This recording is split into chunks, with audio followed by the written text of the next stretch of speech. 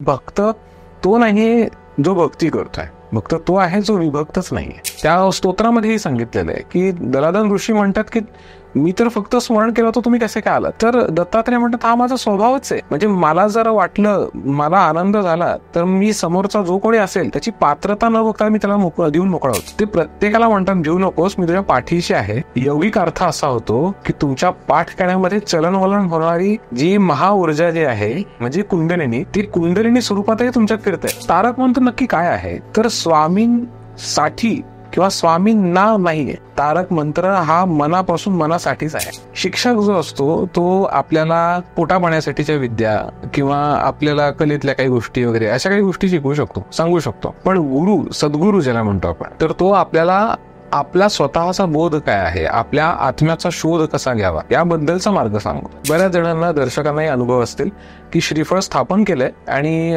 With no reason त्या श्रीफळाला तडा गेलाय आणि कधी कधी आवाजही येतो, मोठ्याने येतो, कारण सगळी निगेटिव्ह व्हायब्रेशन स्वतःकडे तो उडतो. तुल्पा नावाची एक निगेटिव्ह एनर्जी आहे, तर तिचा बऱ्याच जणांना त्रास होतो आणि बऱ्याच जणांचे ऍक्सिडेंट्स त्यामुळे घडून आलेले आहेत. की आपण शरीर नाही, आपण मन नाही, आपण बुद्धी नाही, आपण हृदय नाही, आपण विचार नाही आणि आपण इंद्रिया नाही, आपण या साहीही गोष्टी नाही. आपण स्वयंप्रकाशित आत्मा आहोत जो या शरीरात राहतोय. मग आपण मनाला का सिरियसली घेत?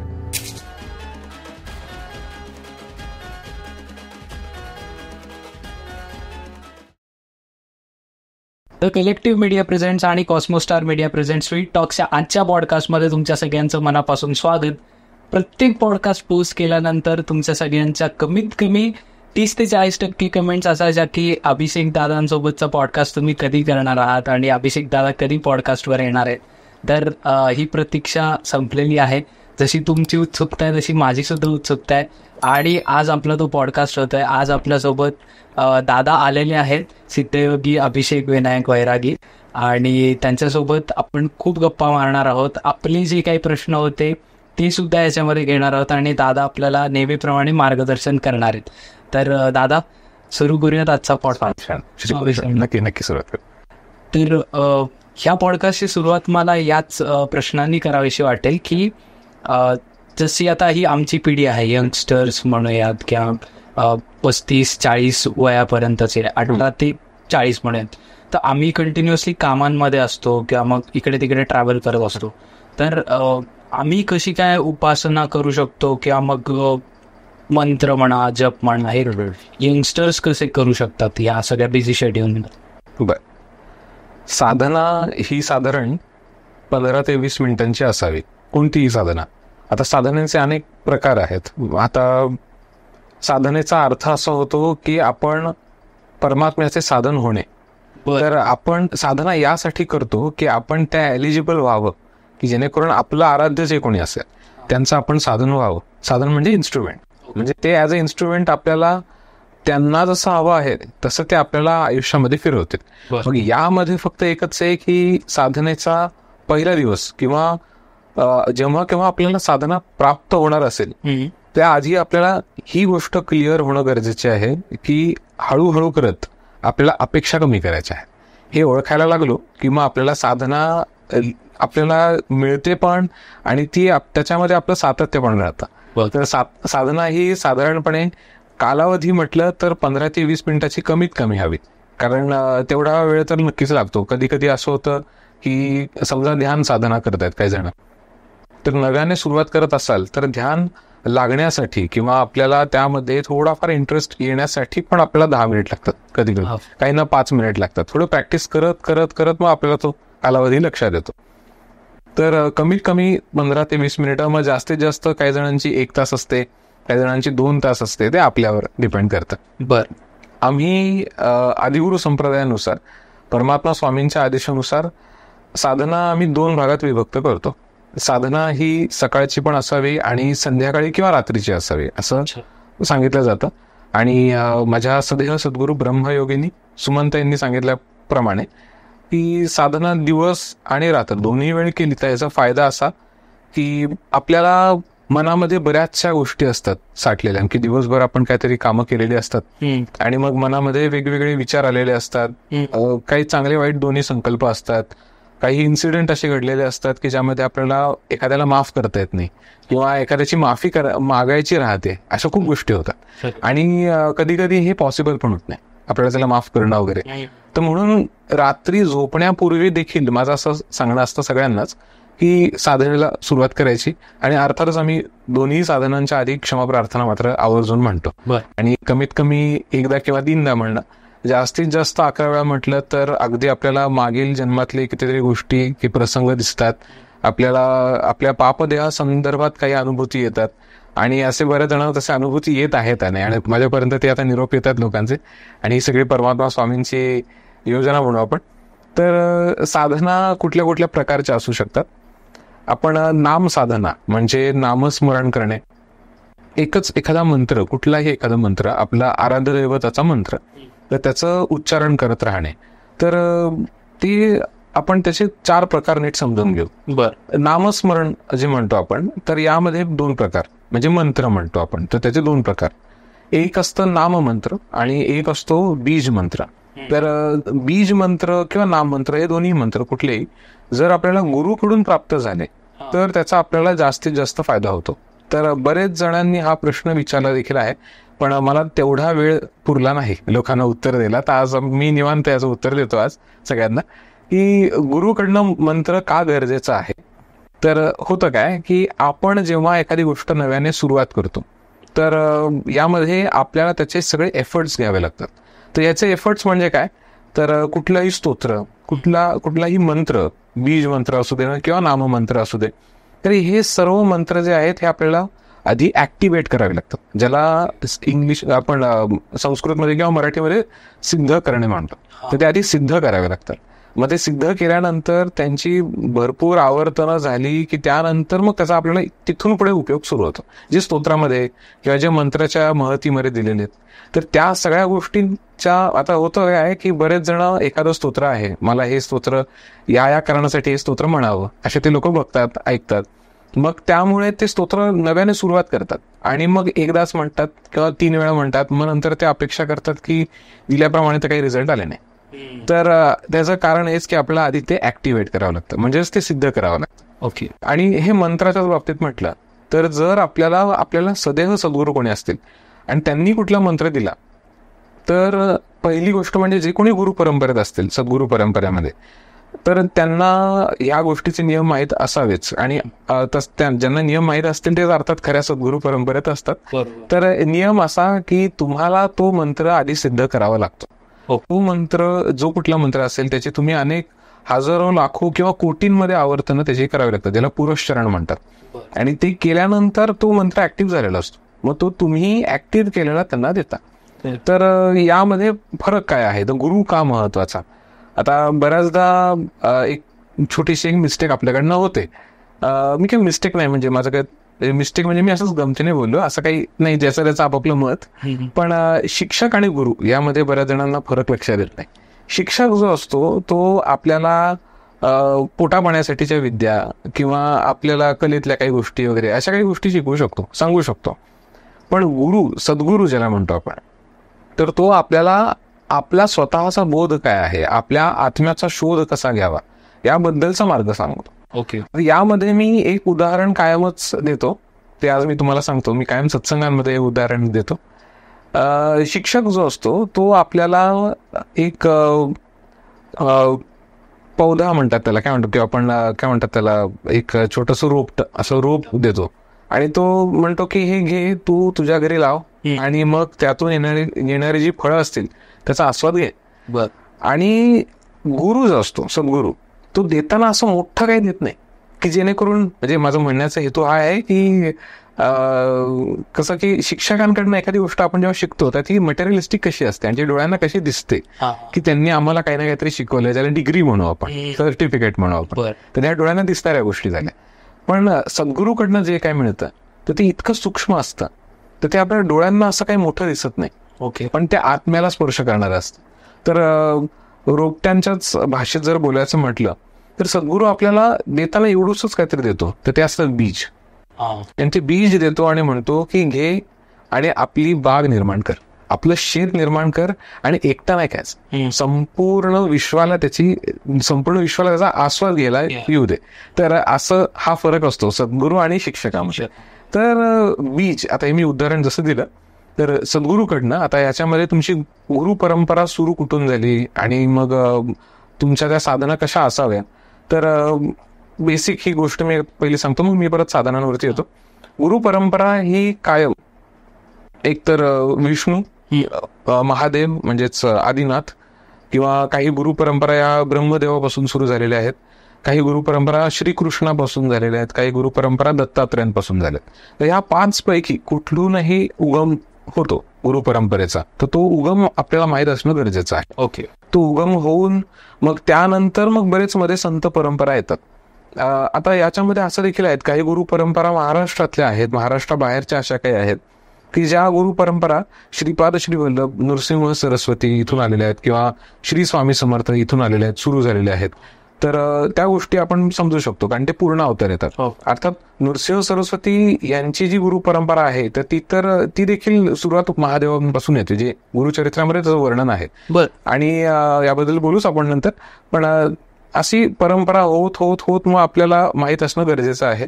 गुरु परंपरेला आपल्याला पहिला नियम हा की आपला गुरु, मग त्याच्यावरचा गुरु, ज्याला गुरु परमगुरु परात्पर गुरु असं म्हटलं जातं. तर या गोष्टी माहीत असणं गरजेचं आहे. तर त्याचा आपल्याला उपयोग होतो आणि त्याला आपण व्हॅलिड समजू शकतो. आणि गुरु परंपरेमध्ये ठरलेले काही एक्सपर्टीज गोष्टी असतात की फॉर एक्झाम्पल एखादी गुरु परंपरा ही योगिक क्रियेला प्रचलित आहे, योगिक क्रियेसाठी किंवा ध्यानासाठी प्रचलित आहे, ओंकार साधनेसाठी प्रचलित आहे, किंवा कुठली. तर या गोष्टी तुमच्या त्या परंपरेनुसार त्या शिष्यगणांमध्ये त्या प्रॅक्टिसमध्ये राहिलेल्या पाहिजेत आणि मग आपल्या गुरुकडनं पण ते आपल्याला मिळालं पाहिजे. तर त्या परंपरेला आपण ग्राह्य धरू शकतो. फॉर एक्झाम्पल आता माझं म्हटलं तर मग आता ब्रह्मयोगिनींकडनं मी सोहमची जी दीक्षा घेतली, सोहम साधना म्हणतो आपण त्याला. तर ही अर्थात आदिनाथापासून सुरुवात आली आणि मग ते मच्छिंद्रनाथ, गोरक्षनाथ, गहिनीनाथ, निवृत्तीनाथ, ज्ञानेश्वर माऊली असं करत बरेच मध्ये संत परंपरा होऊन गेलेले आहेत. गुंडा महाराज देगलूरकर आहेत, अजून बरेच असे काही, म्हणजे आनंदनाथ विश्वनाथ महाराज, मग गणेशनाथ महाराज, स्वरूपानंद, असं करत ब्रह्मयोगिनींकडनं मग माझ्याकडे ते आलं. तर ही गोष्ट प्रॅक्टिसमध्ये असणं गरजेचं आहे. मग म्हणजे मी प्रॅक्टिस का म्हणतोय, तर असे काही गुरु परंपरा काही लोक म्हणतात की त्यांच्या गुरु परंपरेमध्ये ही गोष्ट नसते, पण मग गुरुने तुम्हाला ती दीक्षा स्वरूपात दिलं, असं होत नाही.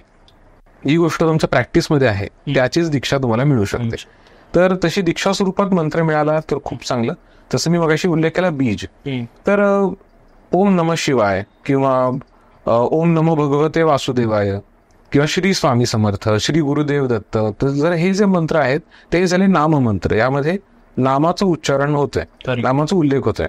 पण जर समजा बीजांचा, आता आदिगुरु संप्रदायामध्ये जो स्वामींकडनं गुरुमंत्र आलेला आहे तो आहे ओम रेंग द्रांग श्री स्वामी समर्थांना. तर यामध्ये पहिले सुरुवातीला 2 बीज आले. तसेच नवार्ण मंत्र असतात, ओम ऐंग रेंग क्लिंग चामुंडा याई विच्चे आहे, असे बरेच मंत्र येतात. तर बीज यामध्ये आले तर ते बीज मंत्र झाले. असे 2 प्रकार असतात. हे दोन्हीपैकी कुठलेही तुम्हाला दीक्षा स्वरूपात मिळाले तर त्याची प्रॅक्टिस करणे आणि ते जास्तीत जास्त आवर्तन करणे. आता यामध्ये बऱ्याच जणांना प्रश्न हा पडतो की त्यांना काहींना गुरु आहेत, काहींनी मला विचारला होता प्रश्न, त्यांनी त्यांना गुरु मंत्र पण दिलाय, पण मग तो कसा म्हणायचा आणि किती वेळा म्हणायचा असं त्यांना लक्षात येत नाही. तर माझं सगळ्यांना सांगणं आहे की आयडियली 108 वेळा तर आपल्याला, म्हणजे 108 म्हणजे 1 माळा तर जप आपण केलाच पाहिजे, हे गरजेचंच आहे. कारण 12 आपण पत्रिकेतली सगळी 12 स्थानं आणि नवग्रह, मग 12 मल्टिप्लाइड बाय 9, 108च येतं ना.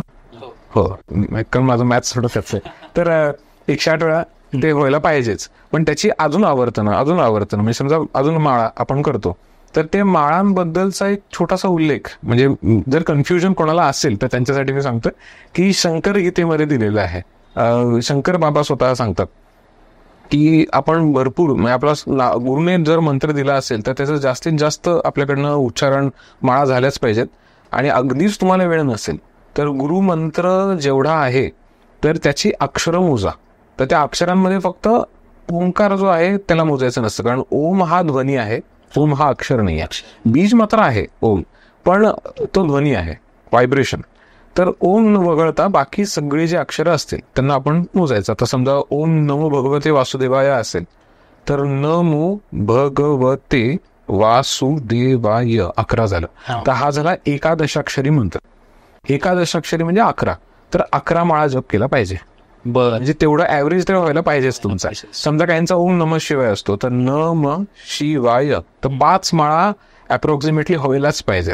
मग यामध्ये तुम्ही कुठल्याही प्रकारे स्वतःला काय म्हणू आपण माफ करायचं नाही. आपण केलं म्हणजे केलंच पाहिजे. आणि परीक्षा मात्र प्रत्येकाची होते. तर आता गुरुमंत्र जो आपला आदिगुरु संप्रदायाचा आहे तो देखील एकादशाक्षरी आहे.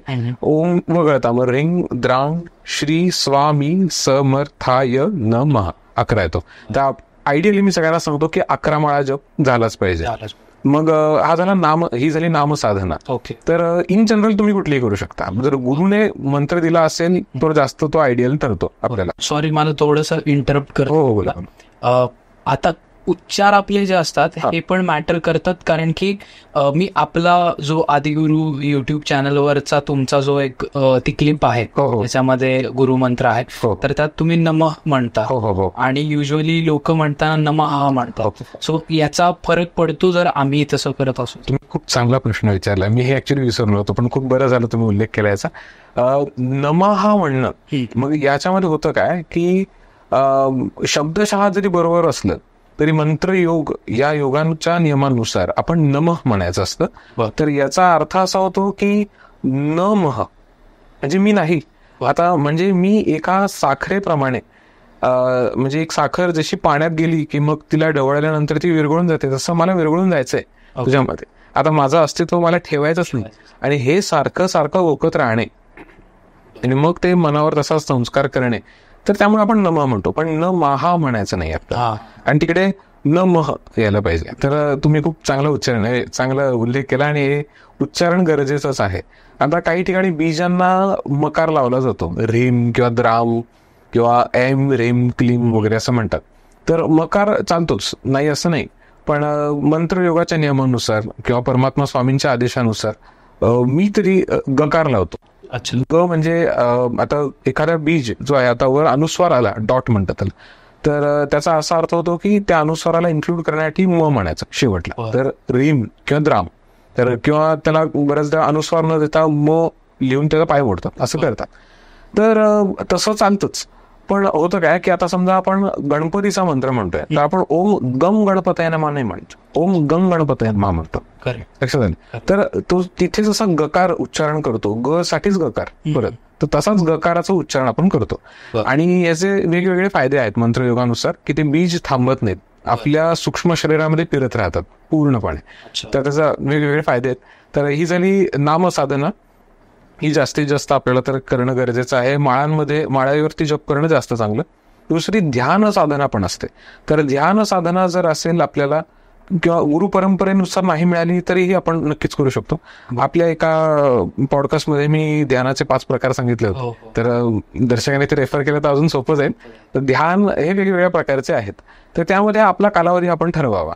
आणि अगदी नाम साधनेबद्दल जसं मगाशी आपला विषय झाला, तर यामध्ये मी एक उल्लेख करू इच्छितो. गोंदवलेकर महाराजांचं मला एक सांगायचं. गोंदवलेकर महाराजांचा एक प्रसंग आहे, मी तो वाचला होता की त्यांचे काही शिष्य होते आणि त्यांच्या बरोबर असताना एक त्यांचेच एक लांबचे भक्त म्हणून आपण जे लांब राहायचे ते त्यांना भेटायला आले होते. ते येण्यापूर्वी गोंदवलेकर महाराजांच्या एका शिष्यांशी ते संवाद साधत होते आणि त्यांच्या संवादामध्ये त्यांच्या लक्षात आलं त्या आलेल्या व्यक्तीबद्दल की ते सांगत होते, मी आता म्हणजे माझी आता रिटायरमेंट आली आहे आणि मी आता ठरवलंय की आता भरपूर नामस्मरण करायचं. तर आता आधी काय झालं नाही, तर मी आता भरपूर आता सुरू केले. आता मला आता म्हणजे आता मी थांबणारच नाही, भरपूर म्हणजे हजारोंमध्ये कोटींमध्ये मला करायचं. आणि असं त्यांनी ठरवलंच होतं. आणि ते म्हणत होते की माझं ना डोकं दुखतं, मला कळत नाही नक्की काय होतंय, असं ते जस्ट बोलत होते. आणि नंतर मग वेळ आली त्यांना भेटण्याची गोंदवलेकर महाराजांना. ब्रह्मचैतन्य गोंदवलेकर महाराजांसमक्ष ते फक्त गेले आणि मग ब्रह्मचैतन्य स्वतःहूनच त्यांना म्हणाले की नामस्मरण थोडंसं कमी कर आता, कारण तुझी सुरुवात आहे आणि तू आधी काही केलेलं नाही, तुला सवय नाहीये. तर ही गोष्ट तू हळूहळू करत वाढ, एकदम वाढवू नको, जास्ती माळा करू नको. सुरुवात 3 माळांनी कर, हळूहळू करत त्या एक एक एक एक एक एक माळा तू वाढवत राहा आणि काही कालावधी गेल्यानंतर हळूहळू करत वाढवत जा, मग त्याचा तुला उपयोग होईल. आणि मग त्याला लक्षात आलं आणि मग तो निघून गेला. मग गोंदवलेकर महाराजांच्या शिष्यांनी त्यांना विचारलं की तुम्हाला लक्षात कसं आलं हे सगळं. तर त्यावेळेला गोंदवलेकर महाराजांनी सांगितलं की नामामध्ये मी इतकं गुंतलेलो आहे, इतका मी त्यामध्ये समरस झालोय की मला नामस्मरण कुठल्याही शब्दांचं, कुठल्याही म्हणजे कुठलंही नाम कोणी उच्चारण केलं तरी मला ते जाणवतं, पण त्या व्यक्तीचा सूक्ष्म देह मला दिसतो. तर त्याच्या सूक्ष्म देहाला ते सहन होतंय का नाही हे देखील कळलं पाहिजे. नामस्मरण जेवढं सुलभ आपण उच्चारण करू शकतो तितकंच आपल्याला ते पचवणं देखील अवघड आहे, जसं आपल्या अन्नाप्रमाणे आहे. तर नाम हे आपल्याला पचवताही आलं पाहिजे. त्यामुळे मी सगळ्याच दर्शकांना सांगू इच्छितो की आपण एकदमच जास्त माळा नाही केल्या पाहिजेत. सुरुवात मात्र 1 माळेने व 3 माळांनी दर 7-7 दिवसानंतर आपण माळा वाढवू शकतो, ते जास्त चांगलं आणि ते आयडियल राहतं. सेम तसं ध्यानाला पण लागू होतं. ध्यान साधना तुम्ही करत असाल तर सेम माझं हेच सांगणं आहे की शक्य तेवढं आपल्याला हे बघायचं आहे की आपण वेळ कुठली निवडतोय. शांततेची वेळ आपल्याला हवी. शांततेच्या वेळेमध्ये तुम्ही ध्यान करणार असाल खूपच चांगलं. आणि जर समजा तुम्ही कुठेतरी बाहेर गावी गेलाय आणि तिकडे तुम्हाला साधनेची वेळ मात्र साधायची आहे, तुम्ही करताय, पण हे सगळं करत असताना आसपास काही आवाज वगैरे झाला तर कधीतरी आपण समजू शकतो. एरवी मात्र मॅक्झिमम डेज मध्ये आपल्याला त्रास नाही झाला पाहिजे. शांततेची वेळ आपण निवडायची आहे. यामध्ये पण मी हेच सांगेल की 2 भागात डिवाइड केली आपण साधना, तर याचा आपल्याला जास्त उपयोग होतो. आणि रात्री झोपताना आपण कुठल्याही प्रकारचे मलिन विचार किंवा भावना स्वतःबद्दलही किंवा इतरांबद्दलही न ठेवता पूर्ण आपल्या भावना शुद्ध होऊन आपल्याला पूर्ण न्यूट्रल व्हायचंय आणि त्यानंतर रात्री झोपायचे. संपूर्ण रात्रीची झोप हे आपलं चार्जिंग आहे, जसं मोबाईल प्रमाणे आहे तसं, आणि ते पूर्ण चार्जिंग झालं पाहिजे. ते झाल्यानंतरही आता समजा यामध्ये पण काही डिफेक्ट्स असले रात्रीच्या झोपेमध्ये वगैरे, बऱ्याचदा मी बघतो काही लोकांना की ते त्यांची झोप होत नाही आजकाल. तर याचं मुख्य कारण मी आता सगळ्यांनाच सांगू इच्छितो की कॉन्स्टंट म्हणजे सगळ्यांना आता screen time, mobile, laptop, TV हे बघायची सवय. याबद्दल मी सत्संगात कायम सांगतो, पण आज दर्शकांनाही सांगतो. आपल्या ब्रेनमधनं वेव्स बाहेर पडतात. तर यामध्ये गॅमा वेव्स असतात. तर बऱ्याच जणांचं म्हणणं आहे की गॅमा वेव्स म्हणजे समाधीच्या अवस्थेचे. माझं तसं मत नाहीये.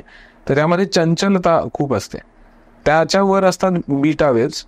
मग बीटा वेव्स म्हणजे नॉर्मल, ज्यामध्ये आपण आता संवाद साधतोय, बोलतोय, एक्सप्रेस होतोय, यामध्ये मिक्स्ड भावना असतात आपल्यामध्ये. आणि त्याच्यावर असतात अल्फा वेव्स. तर अल्फा वेव्स म्हणजे थोडंफार आपण मेडिटेटिव्ह अवस्थेत प्रवेश करतोय, तर त्याला म्हणतात अल्फा वेव्स. मग त्याच्यावर असतात थीटा वेव्स, त्याच्यावर असतात डेल्टा वेव्स. ते म्हणजे पूर्ण समाधी, एकदम पूर्ण अमन अवस्था, कुठलीही भावना नाही, एकदम स्थिरता, शांतता पूर्ण. किंवा काही जण त्याला डीप स्लीपची अवस्था म्हणतात. हिप्नोसिस म्हणजे ज्याला संमोहन म्हणतात. तर त्याच्यामध्ये ही अवस्था असतेच, पण माझ्या मते हिप्नोसिस किंवा ज्याला संमोहन म्हणतो आपण, त्यामध्ये अल्फा आणि थीटा वेव्सची अवस्था असते. त्याहून वरची एक अवस्था असते ज्याला मेस्मेरिझम म्हणतात किंवा वशीकरण आपल्या भाषेत म्हटलं होतं. तर त्यामध्ये डेल्टाची अवस्था जास्त, डेल्टा वेव्स ब्रेनमधनं बाहेर पडतात. तर या वेव्सला आपल्याला सावकाश सावकाश साध्य करावं लागतं. गाडी चालवताना जे कोणी 4 व्हीलर्स चालवतात, तर 4 व्हीलर चालवताना जे कोणी, आता आजकाल तर ऑटो गिअर आलेले आहेत, पण आधीच्या ज्या होत्या गिअर शिफ्टिंगचं जे आहे, त्या पण पहिल्या गिअरवरून लगेच 5व्यावरती किंवा 5व्यावरती पहिल्यावरती नेलं. आणि नेणं तसं घेतलं तर कसं होतं, म्हणजे मी नाही कार चालवत त्यामुळे मला माहित नाही, पण याचे काही दुष्परिणामही असू शकतात. अरे आता ज्यांना माहिती, जे कार होल्डर्स त्यांना माहिती असेल. तर हेच उदाहरण मला सांगायचं आहे की झोपण्यापूर्वी आपल्याला काय काय करायचंय. तर ही देखील एक साधनच आहे असं सगळ्यांना सांगणं आहे की पहिली गोष्ट म्हणजे आपल्याला जेवणाचा किंवा आहाराची वेळ एक निश्चित हवी आणि हळूहळू हळूहळू करत आपल्याला शांत शांत शांत ठरवून व्हायचंय. ठरवून आपण कामातनं आपलं काम पूर्ण झालं आहे ह्याचा पूर्ण विचार करायचा, वेळ काढायचा आणि तसं आपण.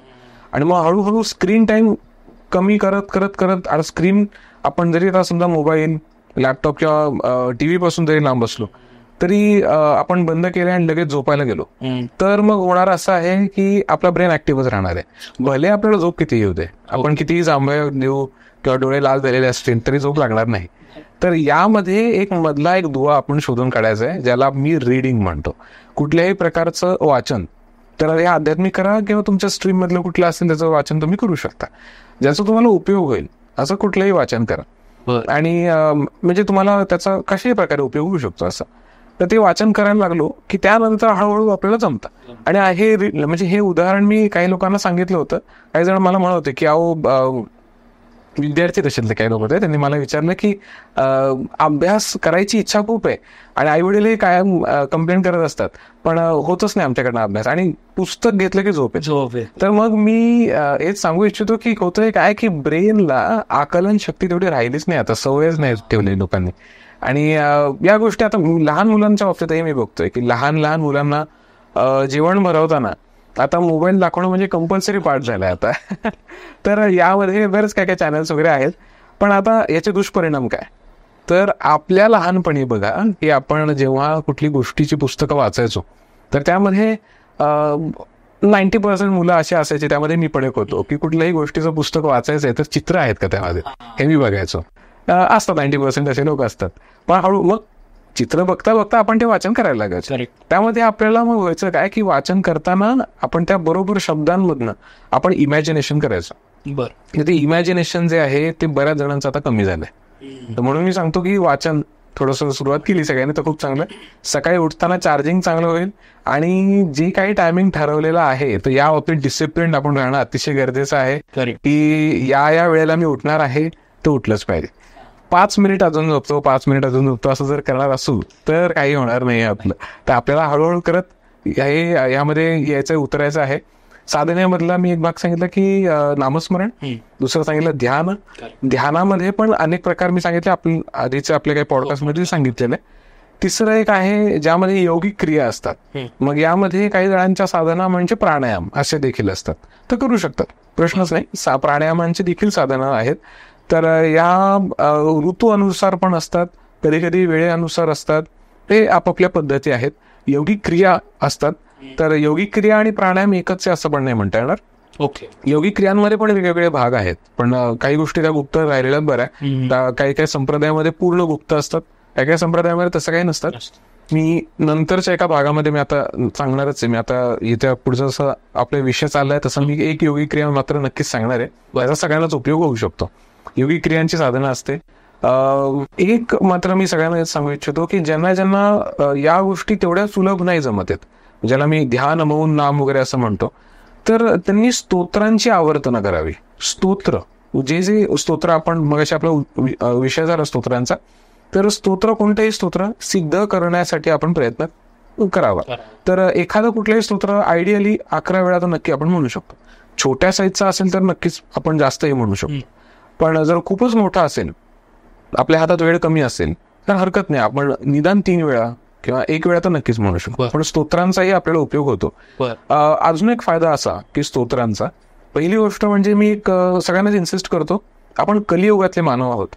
आपल्यासाठी इतर काही प्रलोभनं जरी निर्माण झाले असले कलियुगामध्ये, तरी पण आपल्यासाठी काही गोष्टी सोप्या देखील झालेल्या आहेत अध्यात्मातल्या. तर त्या म्हणजे असं की आपल्याला श्रवण भक्तीची ही पूर्ण फलश्रुती आहे. तर त्यामुळे मी सगळ्यांनाच सांगू इच्छितो की जर तुम्ही स्तोत्र म्हणत असाल, बऱ्याच जणांच्या साधना आहेत, साधना म्हणून म्हणताय, तुम्हाला त्यात आनंद मिळतोय, तुम्हाला शांतीची अनुभूती मिळते, तर मात्र मी सगळ्यांना सांगू इच्छितो की नक्की ते आयुष्यभर कंटिन्यू ठेवा. पण जर समजा तुम्हाला तशी अनुभूती येत नाहीये आणि तुम्ही कुठल्या तरी फलश्रुतीसाठीच करताय, तर नक्कीच प्रार्थना करा स्वामींना आणि तुम्हाला जे इंट्युशन्स जाणवत आहेत त्यानुसार जा. तर मी काही लोकांना असं इन्सिस्ट करतो ज्यांना नामस्मरण अतिशय आवडतं, ध्यान अतिशय आवडतं, त्यांना मी काही गोष्टी इन्सिस्ट करतो. नामस्मरणाचे फायदे तर होणार, ध्यानाचे फायदे तर होणार, साईड बाय साईड कमीत कमी वेळेमध्ये जास्तीत जास्त लाभ व्हावे यासाठी तुम्ही जर युट्यूबवरचे काही स्तोत्र तुम्हाला आवडले असतील ते डाउनलोड करून ठेवायचे, सिक्वेन्सने त्यांना अरेंज करायचं आणि ऑडिओ लावून ठेवायचं. बारीक आवाजामध्ये ऑडिओ लावायचा साईडला, आणि अर्थात मोबाईल आपला फ्लाईट मोडवर हवा त्यावेळेला, कारण रेडिएशन्स नकोय कुठले. कारण आता मग ध्यान आणि नामस्मरण दोन्ही नीट मॅच नाही होणार. मग एका वेळेमध्ये डबल फायदे आपल्याला होऊ शकतात. एक म्हणजे आपण श्रवण भक्ती पण करतोय, दुसरं आपण नामस्मरण पण करतोय, म्हणजे स्मरण भक्ती. तर ह्या दोन्ही गोष्टी आपल्याकडनं होऊ शकतात हे पण सांगतो. आणि ज्यांची इच्छा आहे स्तोत्र म्हणायचंच आहे, त्यामध्ये आनंद मिळतो, तर त्यांना मी इन्सिस्ट करतो सांगायला की तुम्ही पाणी, भांडं कुठलंही असं भांडं, पातेलं आहे, पेला आहे, ग्लास आहे, तसं पाणी, पिण्याचं पाणी आपल्या समक्ष ठेवणे, आपल्या समक्ष ठेवू शकता किंवा आपल्या उजव्या हाताला शक्यतो ठेवायचं. तर ते तुम्ही उघडं ठेवायचं पाणी आणि जास्तीत जास्त स्तोत्रांची आवर्तनं करायची. ते सगळं काही पाण्यामध्ये उतरतं. Water has its own memory. त्यामुळे ते पाण्यामध्ये सगळे ते स्पंदन, शब्द आणि अर्थासहित उतरतात त्यामध्ये. आणि ते झालं की म्हणजे ते आपण संस्कारित म्हणतो, त्याला अभिमंत्रित आणि संस्कारित जल. तर ते सगळे आपण पिऊ शकतो. समजा ऑफिसला जाणार असेल तर ऑफिसची तुमची जे काय बॉटल असेल त्यामध्ये पण तुम्ही घेऊ शकता. दिवसभर तुम्ही त्या व्हायब्रेशन्सला फील करू शकता. अशा खूप आहेत गोष्टी.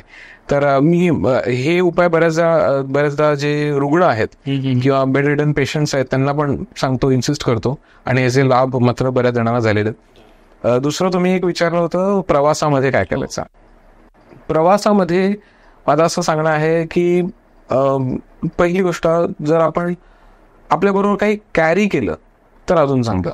म्हणजे आयडियली आपण त्यामध्ये नारळ म्हणजे श्रीफळ म्हणतो त्याला, तर श्रीफळ आपण कॅरी केलं तर खूप चांगलं. सगळ्या फळांमध्ये हे एकमेव फळ आहे ज्याला एकट्याला श्री ही उपाधी मिळालेली आहे. एकमेव फळ आहे.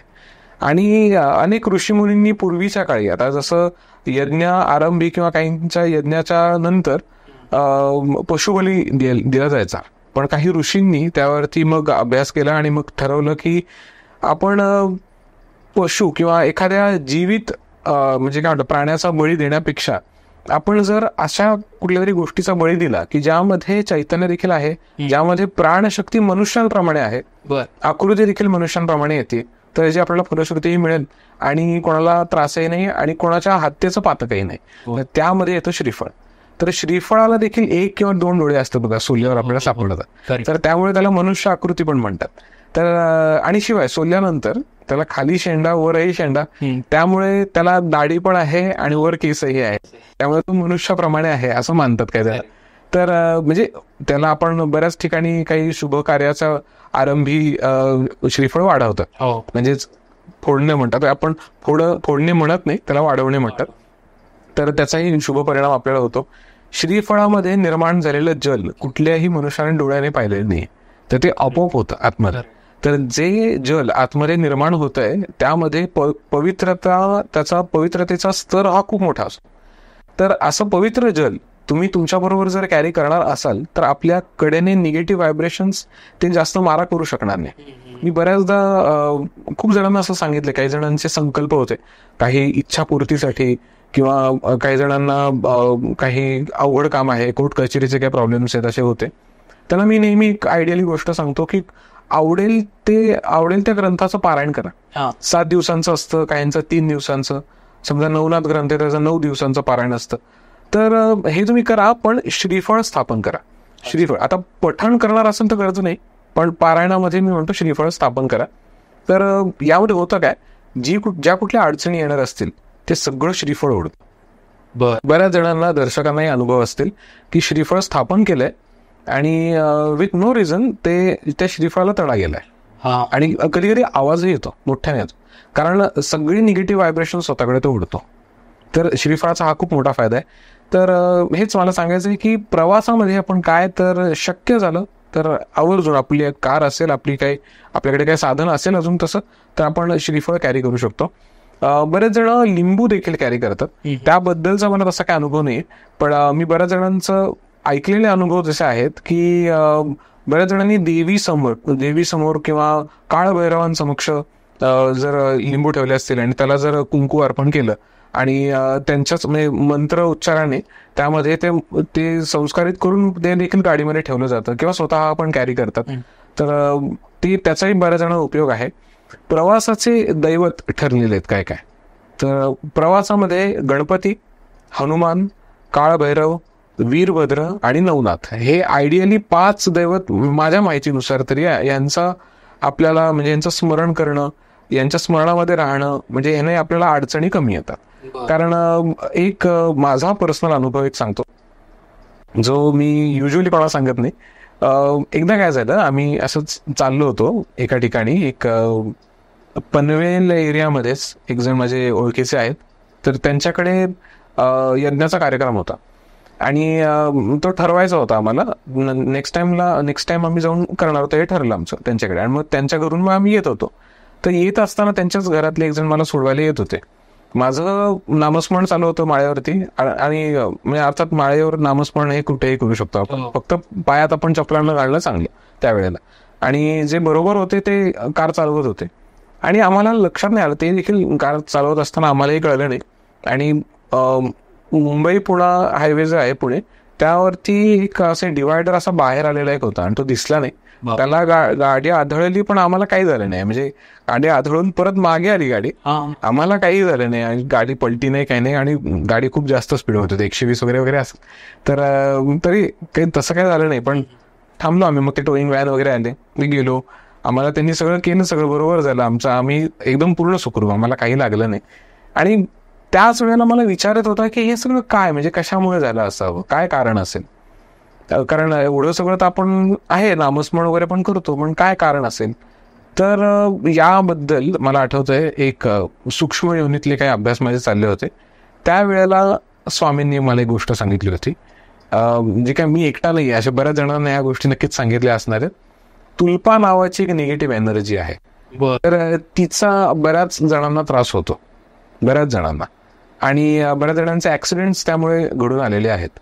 तर यावरती आपल्याला म्हणजे या एनर्जीजचा आपल्यावर प्रभाव पडू नये यासाठी पहिलं गणपती आहे, हनुमान म्हणजे मारुती, अजून काळभैरव, वीरभद्र आणि नवनाथ यांचं तुम्ही स्मरण नक्कीच करू शकता. त्याचा आपल्याला उपयोग होऊ शकतो.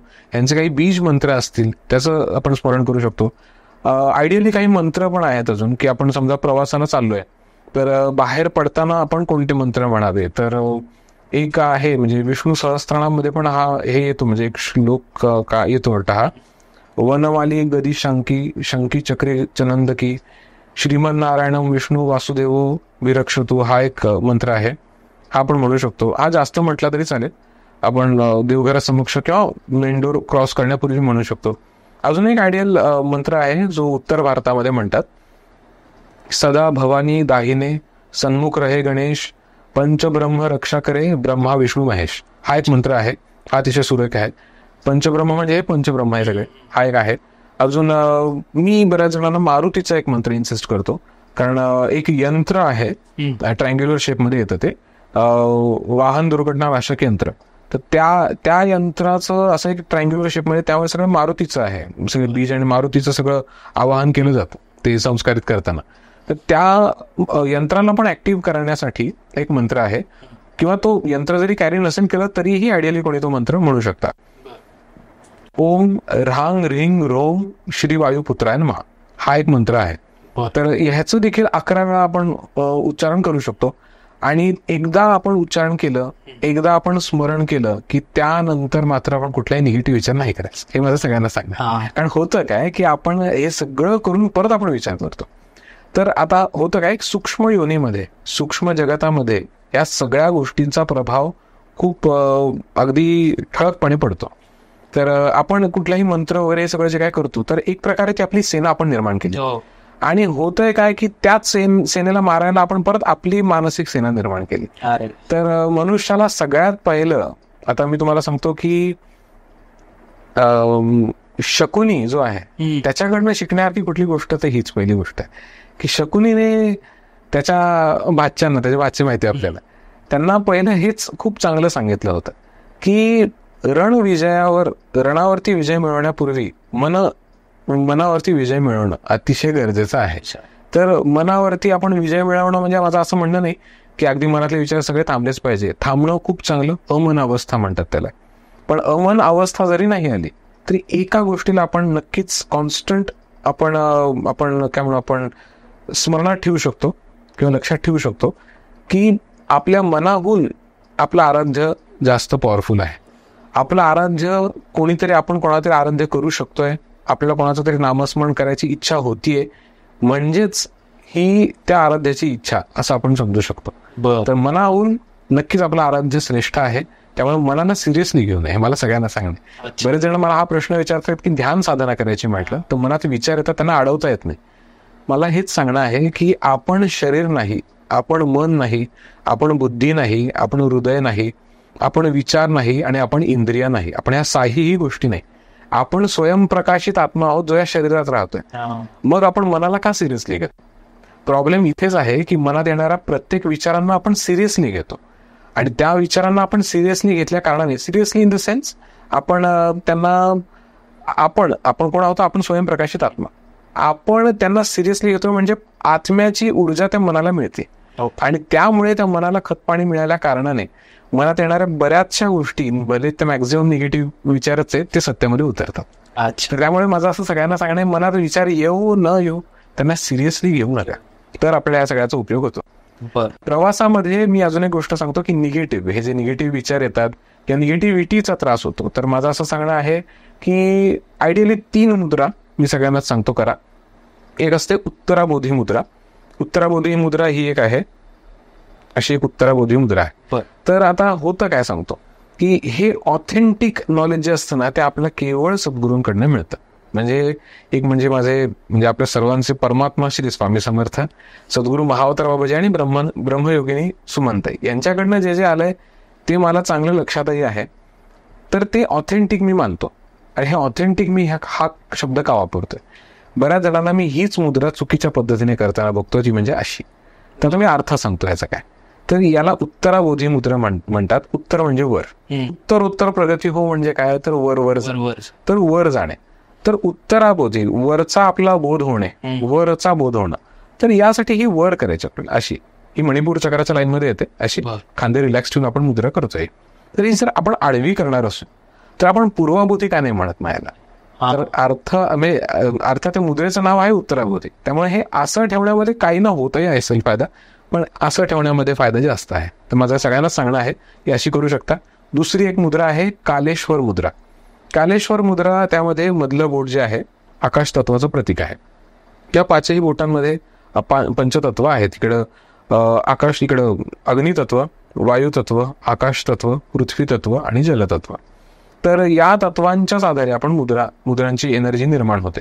कालेश्वर मुद्रा जी आहे त्यामध्ये मधलं बोट असं ठेवतो आपण, बाकी सर्व बोट आपण फोल्ड करतो आणि पहिले अनाहत चक्रापाशी असे धरतो आणि रिलॅक्स वाटायला लागलं तर एवढ्यामध्ये पण मुद्रा होतेच.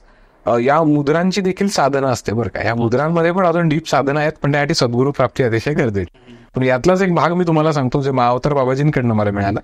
कालेश्वर मुद्रा केल्यानंतर म्हणजे आता ही जर आपण अशी केली तर याने तर आपल्याला उपयोग होतोच. बऱ्याच जणांना काळावर विजय मिळवता येतो याने, असं पण मी ऐकलंय. आणि काहींना कालेश्वर मुद्रेने आपल्याला काल ज्ञान प्राप्त होण्यासाठी आज्ञाचक्रापाशी, म्हणजेच आपलं तिसरा डोळा त्याच्यापाशी असं ही मुद्रा धरली जाते. याने बरेच जण दिव्य दृष्टी प्राप्तीसाठी देखील ही मुद्रा करतात. तर या 2 मुद्रा आहेत. आणि तिसरी मुद्रा आहे भैरव मुद्रा. भैरव आणि भैरवी हे दोन्ही मुद्रा आहेत. भैरव म्हणजे डाव्या हातावरती उजवा हात आपण असं स्थिर ठेवतो, हा भैरव मुद्रा. भैरवी मुद्रा म्हणजे उजव्या हातावरती डावा हात ठेवतो. अच्छा, ही झाली भैरवी मुद्रा. तर या 2 मुद्राही आपण आयडियली करू शकतो. जर आपण वाहन चालवत नाही तर नक्की या मुद्रा आपण करू शकतो. वाहन चालवतोय तर हलक्या कुठल्या ना कुठल्या तरी आपण हलक्या योगिक क्रिया किंवा हलके प्राणायाम किंवा श्वासावर लक्ष केंद्रित करणे. आयडियली मी सगळ्यांना सांगतो की नाभी चक्र आणि सहस्त्रार चक्र या 2ही चक्रांवरती एकाच वेळेला लक्ष केंद्रित ठेवा, म्हणजे ऊर्जेचं कम्प्लीट सर्किट पूर्ण होतं आणि ऊर्जा प्रवाहित होते हे जाणवतं आपल्याला. ओके, तर गाडी चालवतानाही याचा उपयोग होतो आपल्याला. तर हे प्रवास करतानाच झालं. दादा, आता तुम्ही श्रीफळाच्या बाबतीत सांगितलं ना, तर मला एक विचारायचं वाटेल की मग आपण प्रवासात जाताना तो श्रीफळ जो आहे तो तुम्ही सांगितल्याप्रमाणे सोलून गाडीत ठेवू शकतो की रॉ पण ठेवलेलं चालतं? माझं असं म्हणणं आहे की न सोलेला रॉ ठेवलेला बरा, तो चांगला. कारण कसं होतं की बऱ्याचदा असं होतं व्हायब्रेशन समजा काही निगेटिव्ह आलेच तर जर सोललेला असेल तो लवकरच धडकतो, असं होतं.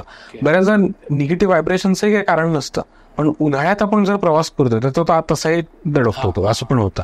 तर माझं म्हणणं आहे की न सोलेला चांगला, तो बरा पडतो ठेवलेला. शक्यतो 1 महिन्यामध्ये तो वापरला आपण तर मग तो विसर्जन करावा.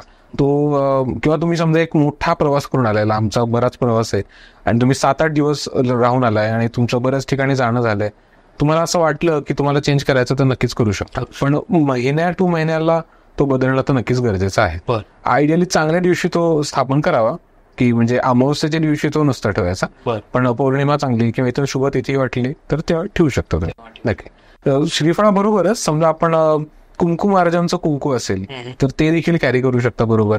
म्हणजे माझं असं सांगणं आहे की जे प्रवासाला जातात, बाहेर कुठे गेले असतील तर त्यांना माझं असं सांगणं आहे की तुम्ही कुठे राहायला जाणार असाल तर तिकडे तुम्ही कापूर, काडीपेटी आणि काय म्हणतात त्याला तमालपत्र ऐकलं असेल आपण.